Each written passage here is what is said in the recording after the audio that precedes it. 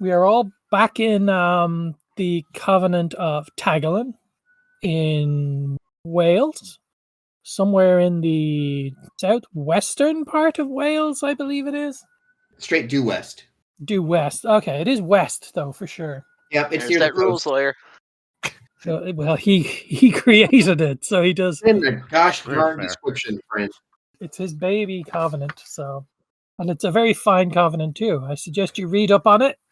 Damon came up with a very nice Covenant. It's in Pembrokeshire, Wales. It's near the village of Burnberrien. It's in rocky, rolly hill country. Tagalyn itself is a large compound surrounded on all sides by a stone wall. There are 2 stone towers. The older tower holds the Covenant's founding magi, the library, kitchens, and the meeting hall. The newer tower is where all of us player character magi live. And then there are like other small buildings and residences here. So like, a covenants are like essentially small villages. They're as self-sustaining as can be. So you'll find like a stable, a smithy, a mason, these kind of things. The way the covenant mostly has an economy with the outside world is via sheep. So it maintains a flock of sheep. And so that's, it sells the wool and occasionally some lamb or whatever for food, right? The 3 founders are named Persephone, Holidas, and Gwydion. The way this setup works is that they pretty much get to boss us around. We pretty much have no input into how the Covenant is run. And mostly I set it up this way so that whoever wants to run an R session can just essentially tell us what to do and off we go. No arguing about it. Depending on, if we play this for long enough or decide we want more control, we can develop that. I created a few grogs, at least describe them real quick. So the named grogs that came with the description were Mad Annis, who's the Turb captain, and a Turb is like, these are the grogs that are the fighting grogs. They're the ones that protect the Covenant and also train shield grogs. So like every mage, every wizard has their own personal shield grog that typically accompanies them whenever they leave the Covenant, which shouldn't be that often. Mad Annis is a rarity. Actually, I'll go ahead and read her description. It's pretty fun. Annis claims that St. David came to her in a dream and taught her how to handle a spear, but never said why she was to take up arms. Finding little chance of employment elsewhere, she drifted inexorably toward the relative tolerance of the Order of Hermes. So there she is, Annis. Marged the cook actually seems to know a lot about how this place runs. In fact, she's kind of looked upon as kind of a leader of like the staff and the grogs in general. It's like a general thing. So Marged the cook kind of knows what's going on. She's got a son who kind of acts as like a little gopher messenger everywhere. And I actually, just for fun, I named our shepherd too. He's Patrick, but he hasn't come into play yet. We have some sources of vis, which are pretty fun. I'm not going to describe those, but I think those are interesting. We have a library of tomes, and there you have it. Beast, by the way, Jenny, is the stuff that magic is made of. Excellent. And basically, all you need to know right now is that you will roll a d10 when you need to do something in this, and when you need to do spells and such, we'll deal with it as it happens. The big thing to take away from this, like from the Covenant description, Jenny, is that it isn't fully fleshed out on purpose. Like through play, we're supposed to like create characters that we need on the fly, describe things as we need on the fly, and it just becomes part of the tapestry of the whole thing. So nothing is set in stone. Like if you end up inventing something, it just becomes canon. It just becomes part of what. So it's supposed to be a collaborative effort. All I did was put together the scaffold. Okay. So we're back at Tagalyn in Pembrokeshire, and it's let's make it late September. And it's been about a year or so since you were in Hibernia with the old printing press and such, and you have all returned to Tagalyn and have been going about your business, and it's been a pretty quiet year all in all. So you may as well go around and introduce characters and what they've been up to. Sure. So I've got Niall of House Creamon. Is that how we say it? Or Criamon? Criamon, I think. It would be Creamon. And he's kind of a sheltered, he like grew up in a different covenant, and he's like pretty sheltered and not familiar with the outside world. He is especially interested in spirit magic and enigmatic things, which isn't always that useful on a practical level, we've discovered. But damn it, he's game to get out there and try. And probably since our last adventure, he's probably just been experimenting with conjuring and trying to speak with spirits would be his main downtime thing. And then my new guy, Griffith, the envoy, spelled Gruffid, if I have my Welsh right here. Oh, he has a sibling involved in this group too, the thief. But anyway, he's from a noble family, usurped by another branch of the family, kind of ended up with the Covenant as a last resort, source of shelter sort of thing, but serves them by being able to talk with normal non-mage humans without being strange and off-putting to them. What was our last name again? Yeah, I don't know if we got one. This is the 1200s. You may not have a last name. Well, I mean, but we're of a noble family. Yeah, I don't think it was Nips. Nips can be. Well, when we get to me, Nips will make more sense. But Nips doesn't have to be our actual last name. All right. Well, actually, no. Didn't a lot of the Welsh families were like Griffith, Griffith? Like it was like Griffith, blank son of something else. So it wouldn't necessarily be a consistent family name handed down. If you were noble, you might have like a Mac in your, like Griffith Mac, something. Huh? Doesn't sound very Welsh. Yeah. Mac is Irish for son of. Right, but if there's something similar. There must be something similar in Welsh. There would. Well, app I know is one, but anyway, we can table the last name. Yeah, we're not doing a crash course in Welsh here because that would be insane. I was pushing for all of us to get Duolingo and start learning Welsh Gaelic and playing only in Welsh Gaelic. But no. And then we put that online. Understand each other. That would be awesome. Murdered by offended Welsh folk. Ridicule murdered. Yeah. Knowing our luck, we'd put that online and like 50,000 people would download the thing. Fucking Brian Adams or whoever would retweet us. The world's #1 Welsh TTRPG podcast.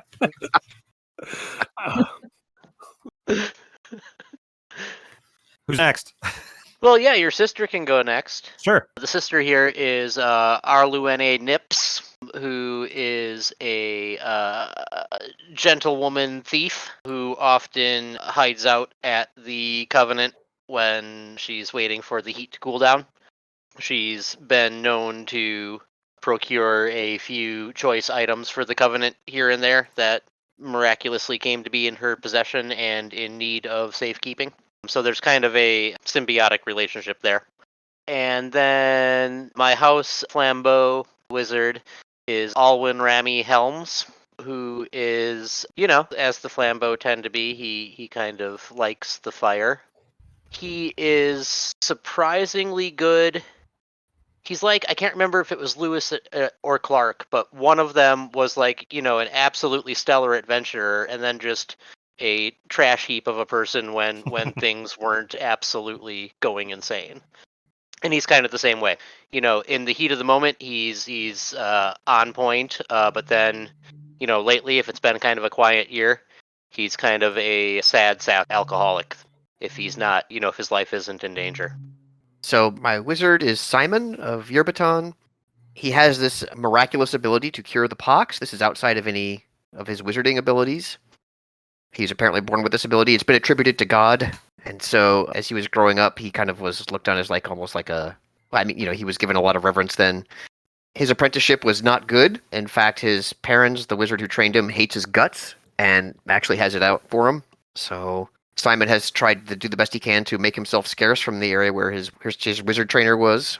Otherwise, he's pretty friendly, actually gets along well with people, and he's a kindly person, and his magic is specialized around, like, living things, particularly people, but he's also pretty good with animals and plants.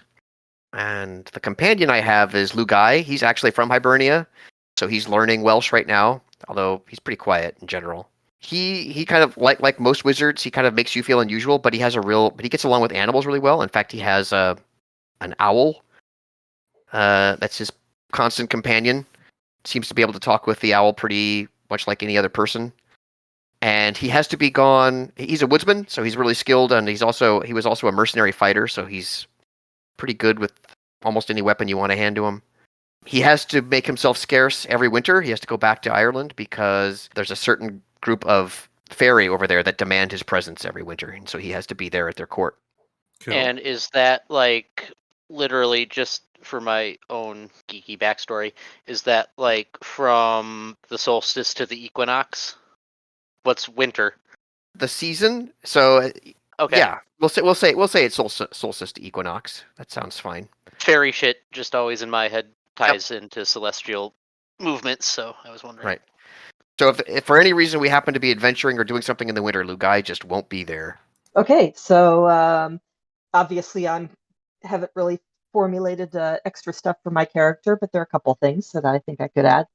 But my wizard here is Bertrand of House Verdidius, and he is from Normandy, France. He was apprenticed as a wizard at age 9, so he's been a wizard for a good long time. He's a very flamboyant sort.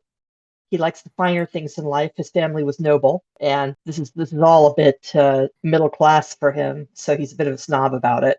But he's a lovable snob, though. He's a sort of snob you just kind of roll your eyes at because he's actually kind of fun to be around, and he also makes fabulous things. He can do sculptures, crystal sculptures. He can do beautiful clothes, embroidery. He can imbue them with some kind of enchantment. Not that it lasts very long, but he has recently, because he loves to be dramatic and he loves to be seen by people, he can stroll down the street and maybe, pull a doll out of midair for one of the kids that's passing by. That's that he is just fashioned and made right there. He's very fast. He has an animal companion who is always with him, perched on his shoulder, the magpie Callidius. And he talks to Callidius as if it were human. And whether or not Callidius actually answers him and he understands the squawks and caws, nobody really knows. He seems convincing that he understands Callidius. So nobody ever really knows whether he's just making it all up because he's quick-witted or if the magpie actually can talk to it.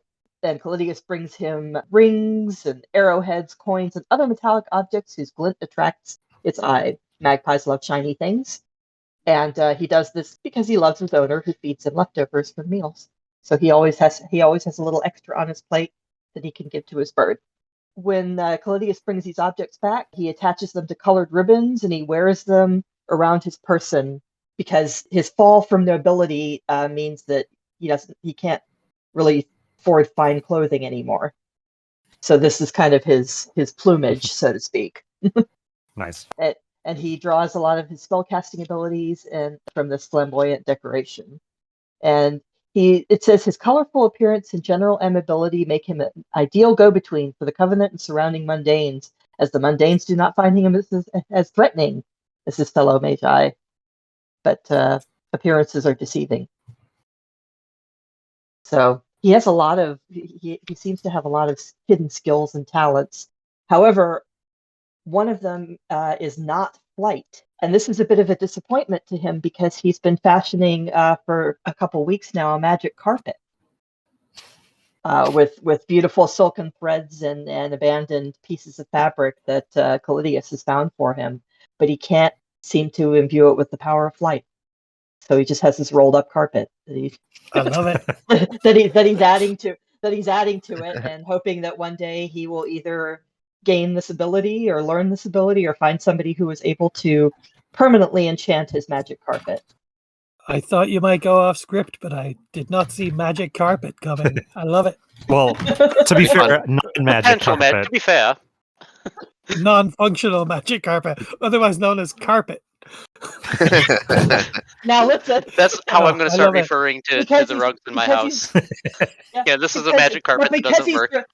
Yeah, because he's dramatic. And if anybody asks him about it, he says, "Oh, it's a magic carpet, but it needs it's in need of repair."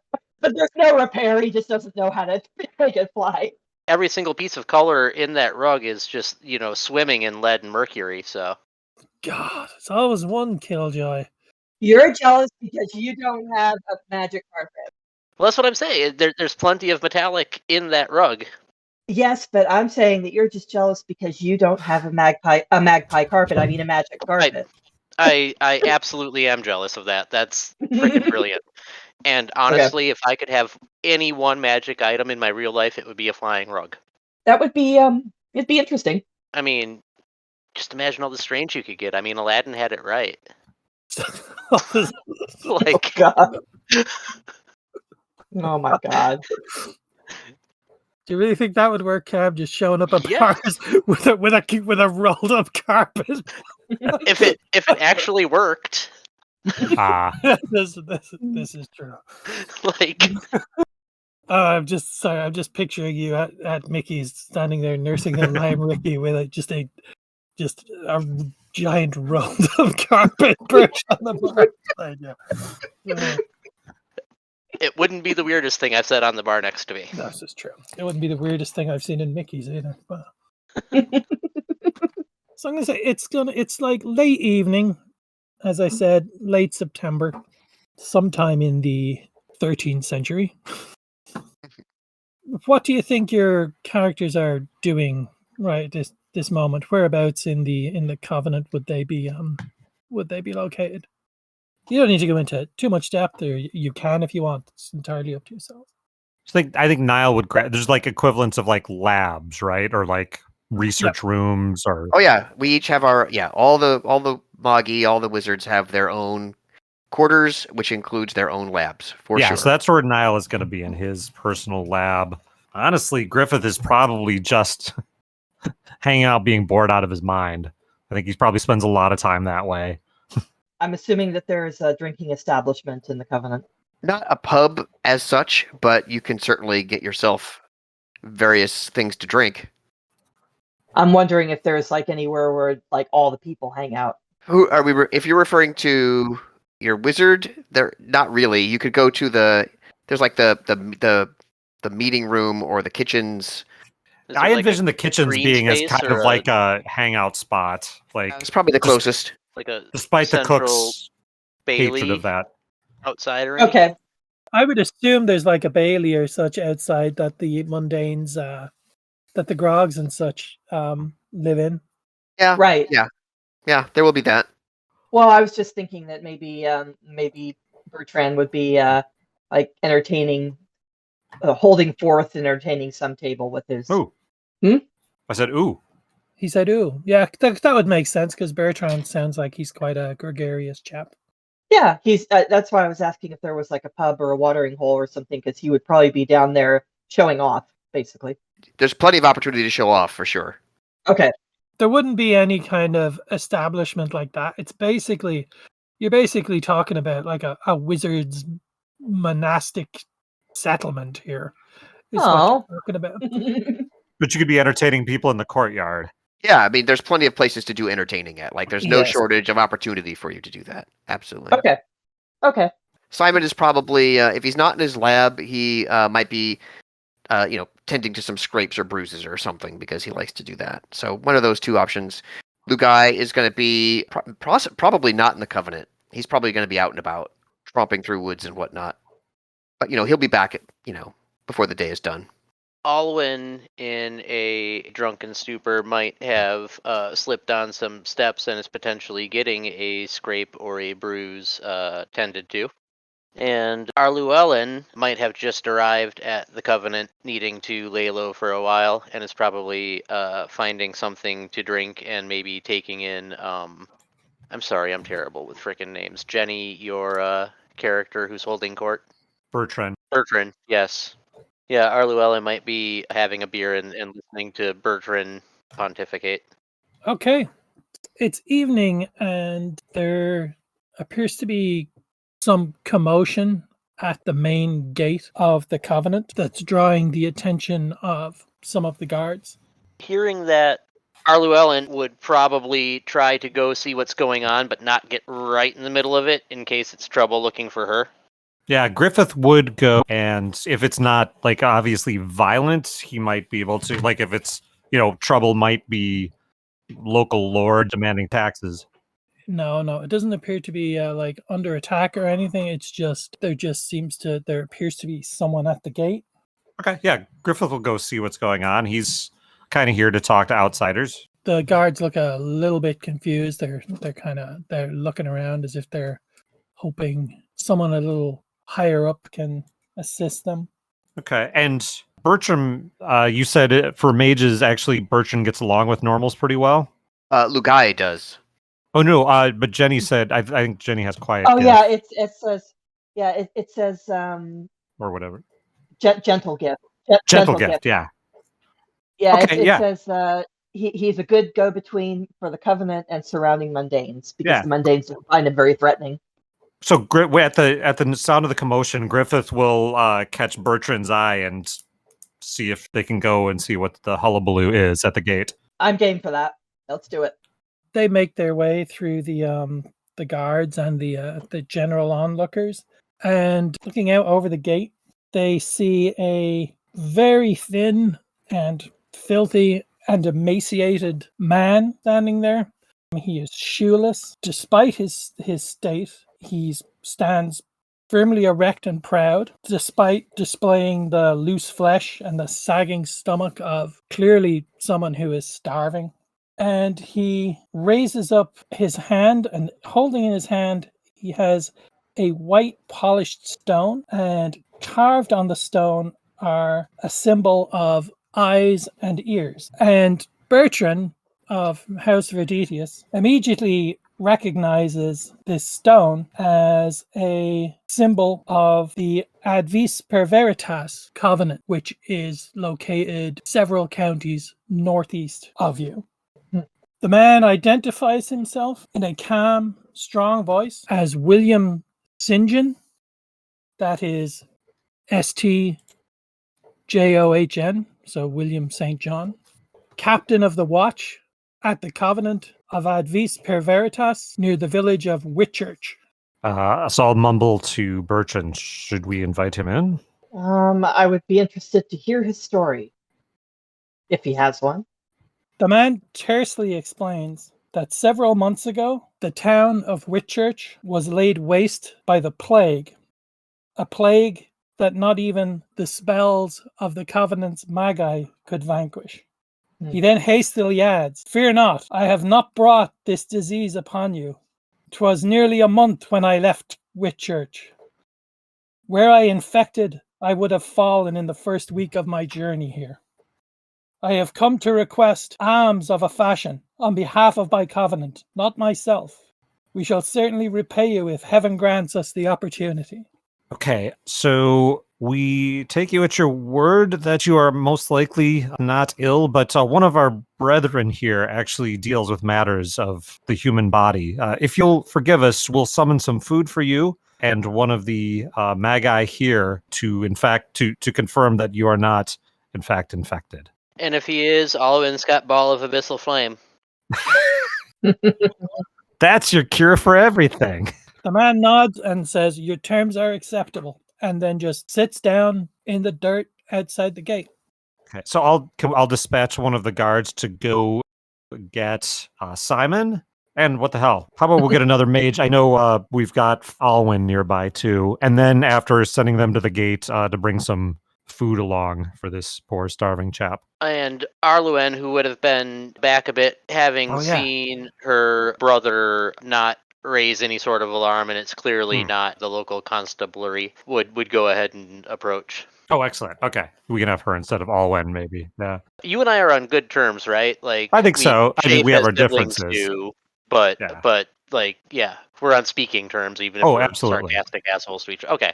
Yeah. So like come up and get filled in. Okay. And let's see. I don't have area lore, but if somebody did, I'd be interested in if we knew more about the Covenant. I don't. Well, what do I have here? What's folk ken? Does that? Yeah, I've got folk ken. Yeah, I've got that Folk too. ken wouldn't really be what you're looking for. Folk ken is like the generic ability to mix with the common people. Gotcha. Oh, I have area lore. I have a score or 2. Well, you wouldn't necessarily either need area lore. It would be more, though I will allow area lore, it would be more Covenant. Oh, yeah. And Hermetic, like Order of Hermes related. But why? I'm not finding them.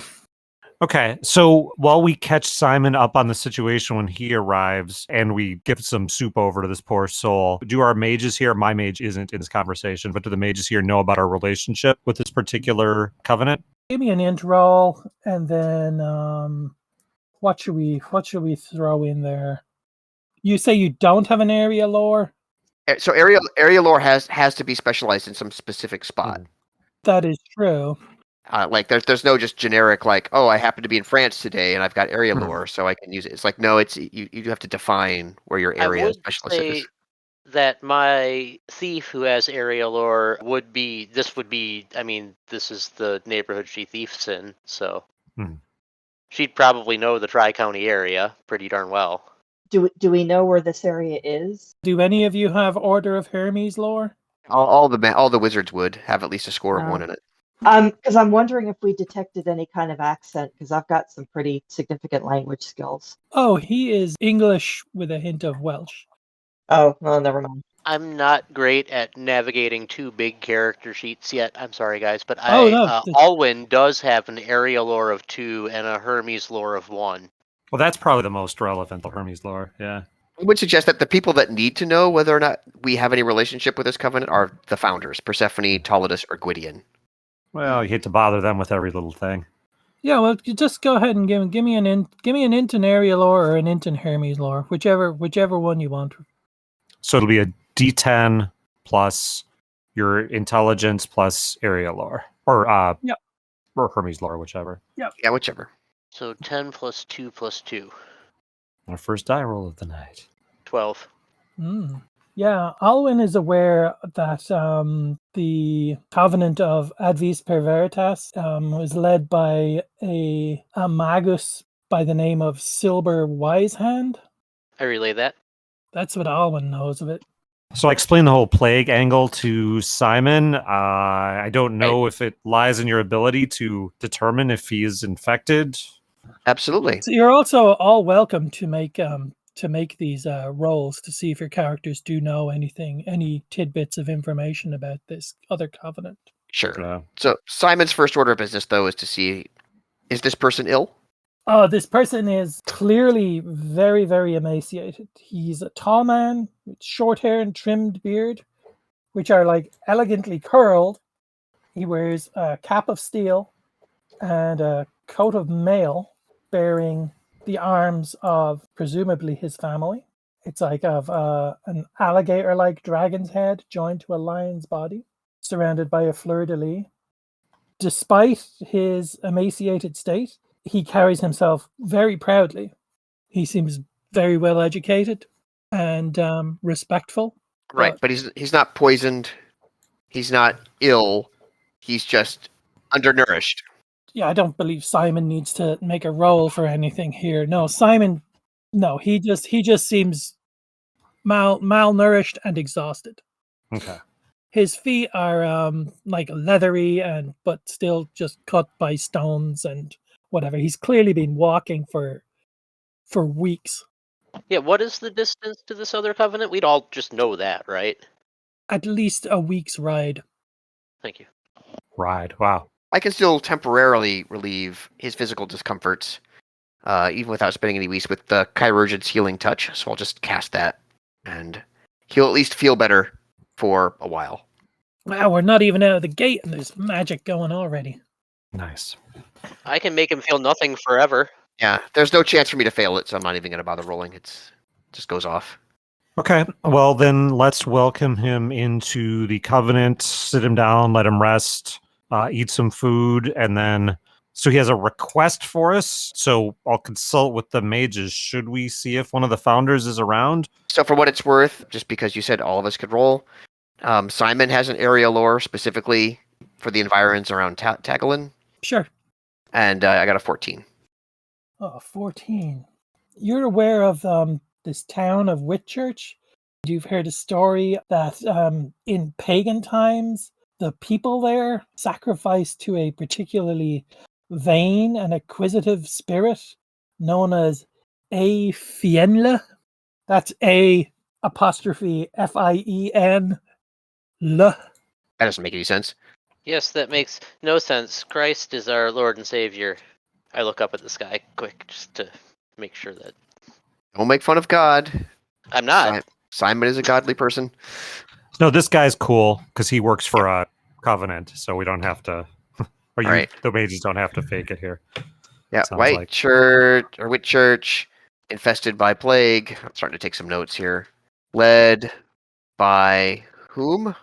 It was led by Silber Wisehand, was the chief magus there.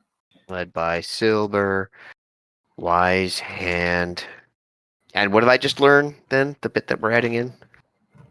Oh, that Oh, what was yeah? The I'm sorry, spirit. what was the- in pagan times, the people of Whitchurch sacrificed to a vain and acquisitive spirit known as a Fienla. So I guess Griffith can send around the mage signal, or I guess should one of the magi round up the founders?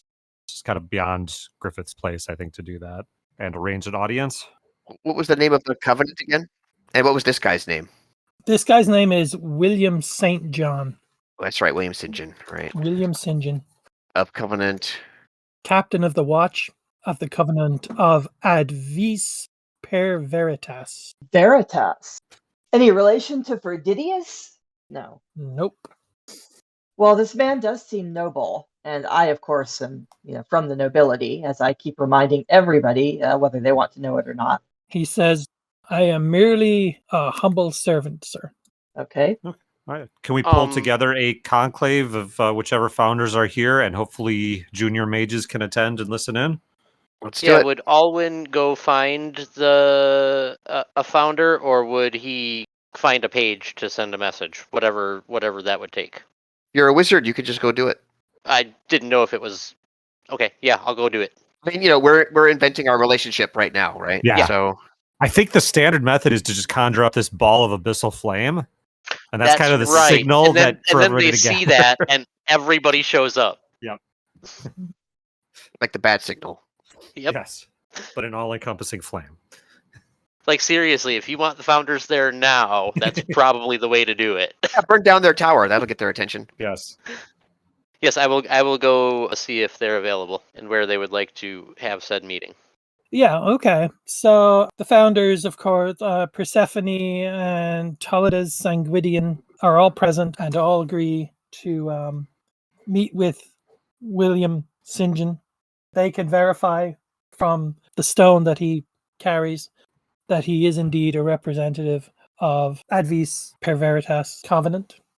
And he begins to tell his story, and he says, our covenant was peaceful and enjoyed good relations for many years with the mundanes of the neighboring town of Whitchurch. Then some months back, our leader, Silber the Wise Hand, died suddenly, leaving our covenant leaderless. At this time, relations between the covenant and the town's baron, Robert de Vere, became very strained. The baron sent a bishop named William Ellis to investigate our covenant, but the bishop withdrew his investigation. And then, fearing an inquisition, our magi secured the aid of House Caesatoris to intercede on our behalf. And they sent a representative, Juan of Caesatoris, but within a week of his arrival, a plague broke out in the town, quickly spreading to the covenant, killing most of our magi and their retainers. Chaos ensued. Our magi have scattered to the four winds throughout the town. I would implore you to come to Whitchurch and find our coven folk who have survived. Help us reclaim our old dwellings and restore us to a covenant again. You have perhaps heard of the covenant's well of Vis. If you can restore us our covenant, I have been told that we shall gladly share all of it freely with you. End of story. Okay. Oh well, the adventure's over. That was fun. Yeah. Yeah. So I assume the founders are down with that? Oh, yes. The founders turn to you all and say, without question, we must send aid to our brothers and sisters in this covenant. We would assume, heaven forbid, the same was to befall us, that any other covenant would provide us the same aid. We suggest you gather a party. We will provide horses, wagons, perhaps armed grogs, and we will provide sufficient food for 10 to 15 days. Niall will lean forward awkwardly until someone realizes that he wants to talk and asks, this house, this covenant that came to help, House Caesatorius, was it? Mm-hmm. Do we... Side note: there's no house. I think if you're referring to Quisitoris, that's like an office. If that's what you're referring to. This is 3rd edition. Oh, So there must have been a House Caesatoris in 3rd edition. Have they had a good relationship with that covenant? Is it coincidence that they arrived and the plague started? Could they have targeted people there for some reason. He's very shy and awkward, especially in front of his superiors. But he has a certain charm about him. I am just merely a grog servant trying to aid my covenant. The politics of our covenant, I am not well versed in, I am afraid. Yes, so let's say he's not House Casatorus then. Let's just say he's a like you said, he could just be a Casator then. Mhm. That acceptable, Damon? Yeah, I mean, yeah, sure. Yeah. It's just there must have been a House Casatorus in 3rd edition. So, okay. Yeah, sorry, Jenny. Oh, I was just going to say, but if you had to speculate, sir, you're among friends here. You can speak freely. I know not what caused this. All I Okay. know is some of our greatest magi could do nothing to prevent the spread of this plague. Is there anything that anyone could do to? I mean, clearly not everybody got the plague. If we're going in there and it's plague infected, I just want to know what precautions we could take. Gwydion of Verditius says an excellent suggestion, Bertrand, and suggests that you. He says that we have many. Is Gwydion male or female? He's a male. Okay, I'm never sure.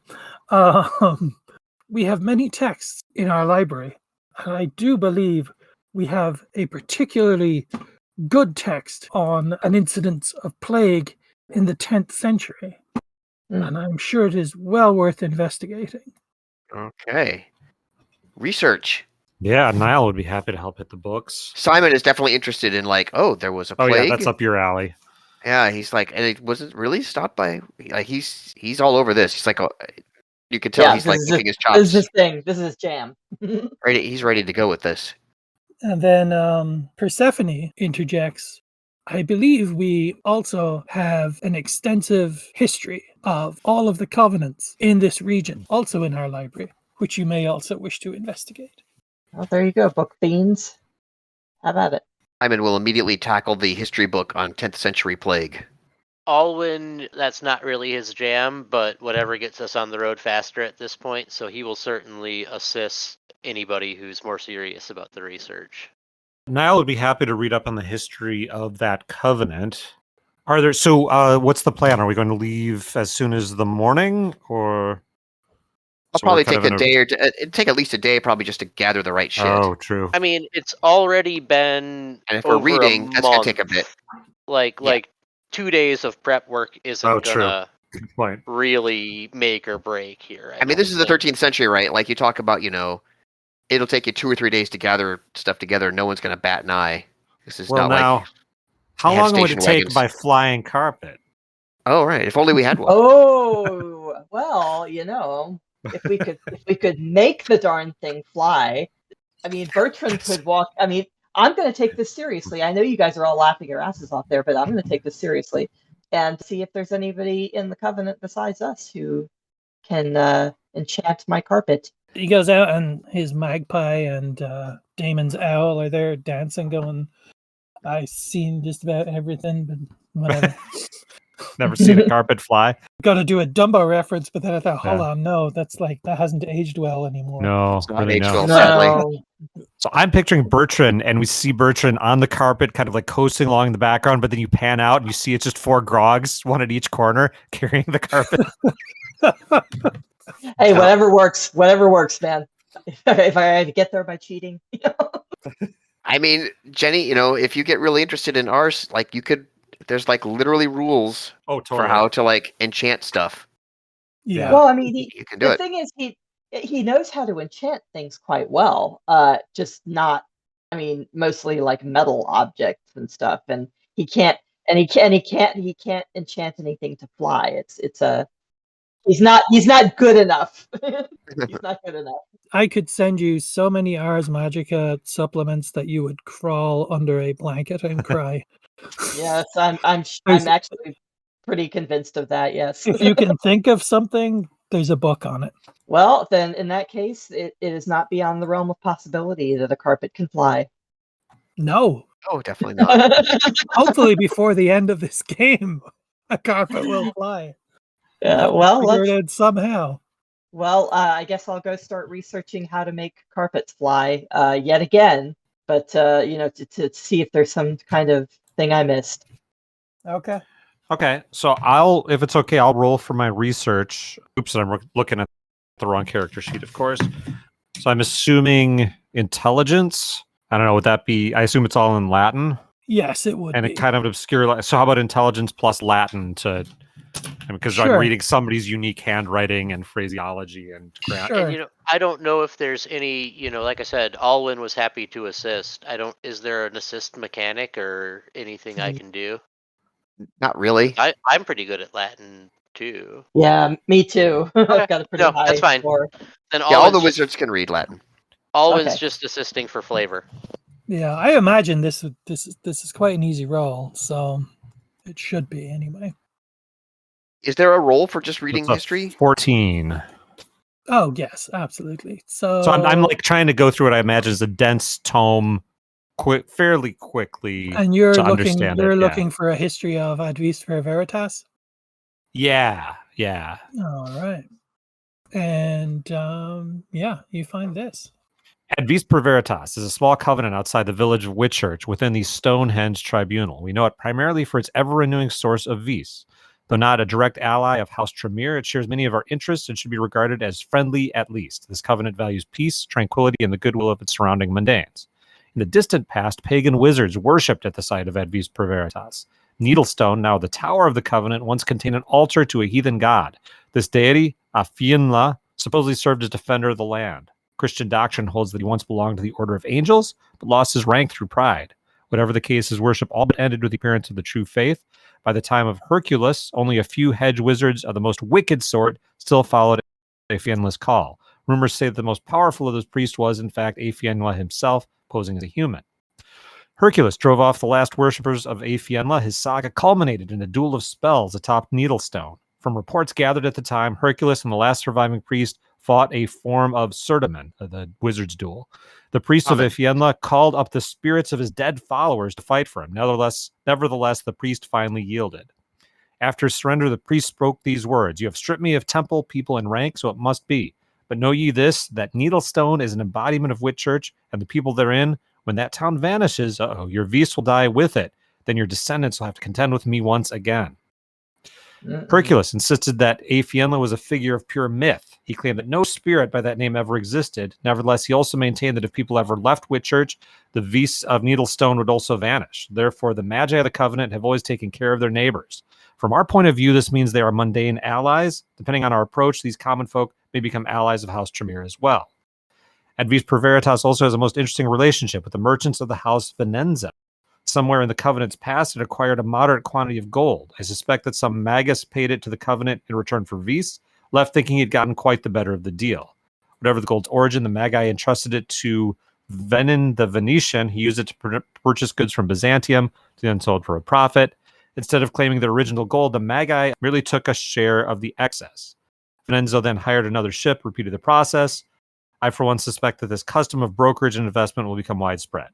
Rest assured that Advis per Veritas had adequate defenses. They possess a charm called the Warding Lens, which, according to notes, renders attackers effectively helpless. I'm not sure who the I is here, but I, of course, have seen this lens in operation. Feel safe in saying it will protect the Covenant well against unwary foes, somebody's written in the past. In short, I think Advis per Veritas has few complaints against House Tremere, so few reasons to refuse our hand of friendship. So that was a note, I guess, from one of our predecessors. Okay, So I'm guessing that history is coming down. I think that maybe someone's trying to recall the demon. What does Simon learn about 10th century plague? All right. I'm not going to make Simon roll. Yeah, Simon should roll. Yeah, Simon should roll. If he has the guts. Yeah, what am I rolling? I did Roll, intelligence roll. plus Latin plus D10. Okay. Does the book have a quality rating or anything like that? I'll take silence as a no. If you want to go that nerdy, that's fine. We'll just say I got a 9. A 9 is fine. A 9, it's good. It's good enough for this. All right. And yeah, you find in a very old tome, you find an essay titled "Magic in Time of Plague." Ooh.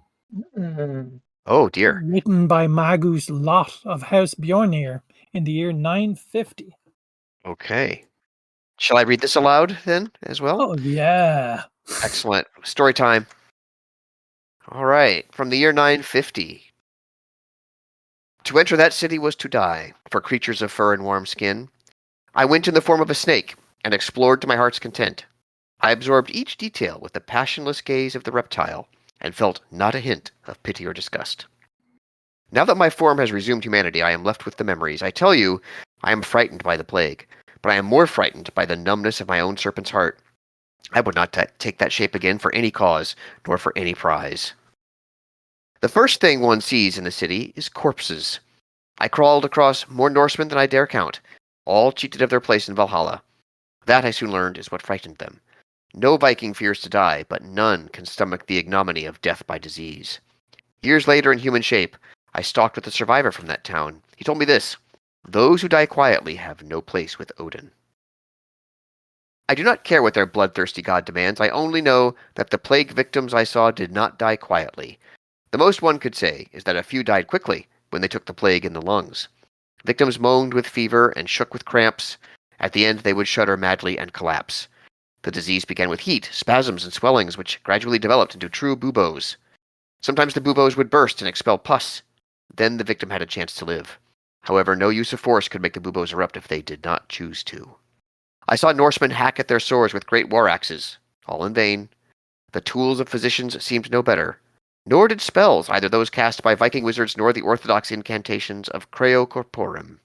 We can slow the plague, but not stop it. I ended my time among the Vikings with one of their healers. He allowed me to slither about his hut at will and nose through his herbs and recipes. Perhaps he had heard the Hellenic tales of Ophiuchus and considered snakes an auspicious omen for a doctor.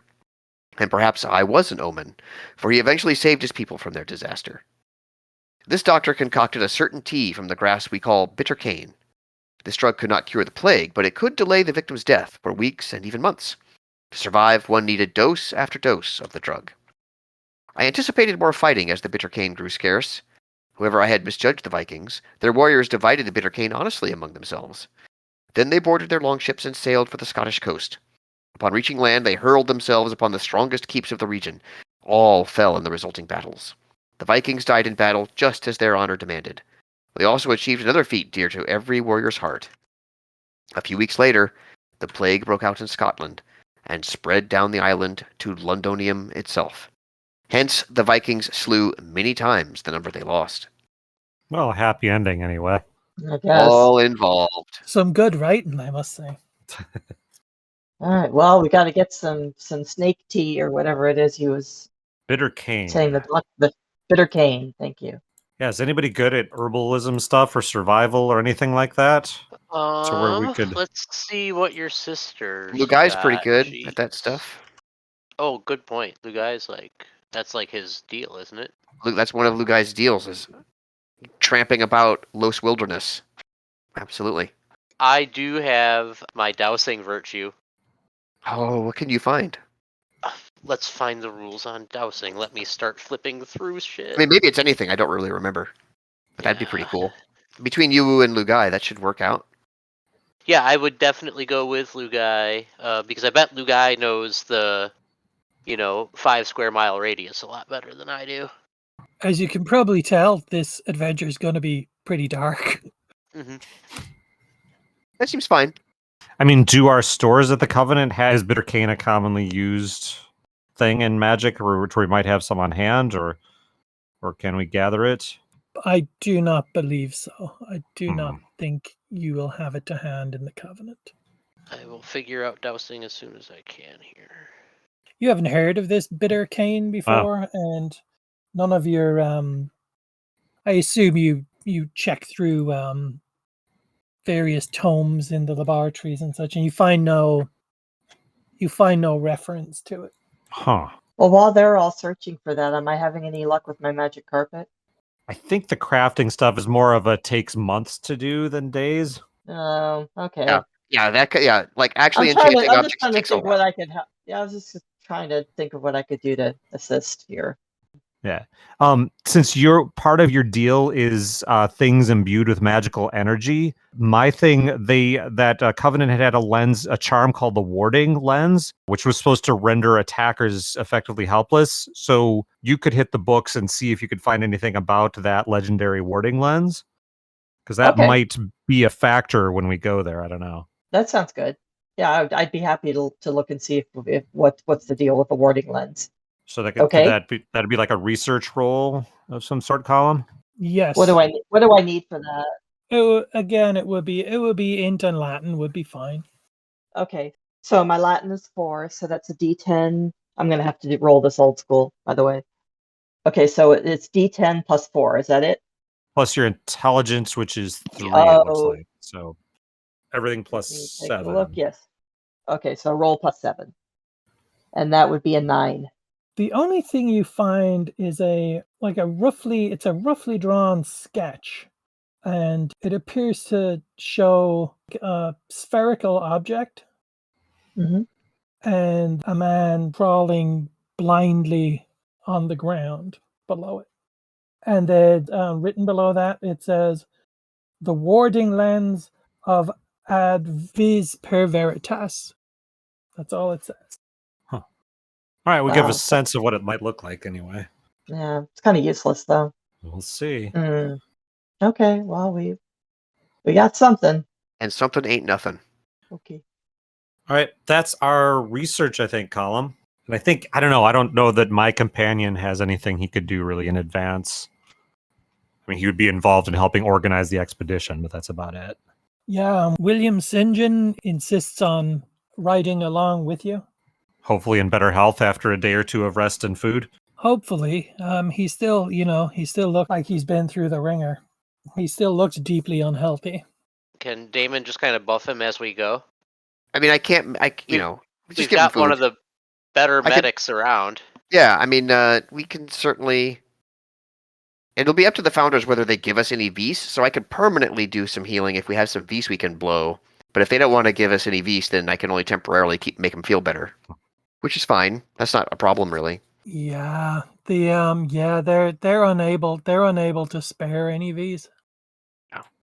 So all we gotta do is we gotta keep feeding him, and I can make him feel more comfortable. Yeah, he doesn't appear to have any symptoms of plague. Mhm. Although, in the 13th century, plague is a relatively unknown thing to you anyway. But Well, right. It's not really hitting for another handful of years. Not hitting for a while, yeah.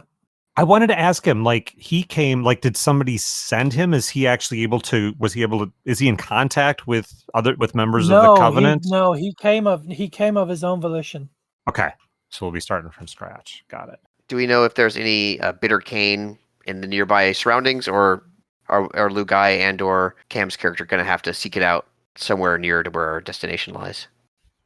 William just looks confused when you ask him, and he says, "I fear I know not of this bitter cane of which you speak."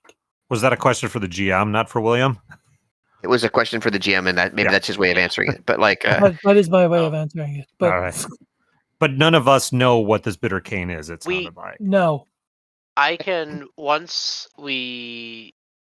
next session when I know my rules, I can douse as we go. Because we've got a week ride coming up here that we can spend, kind of keeping our eyes peeled the whole way. I ho a Dario, a dousing we will go. Right?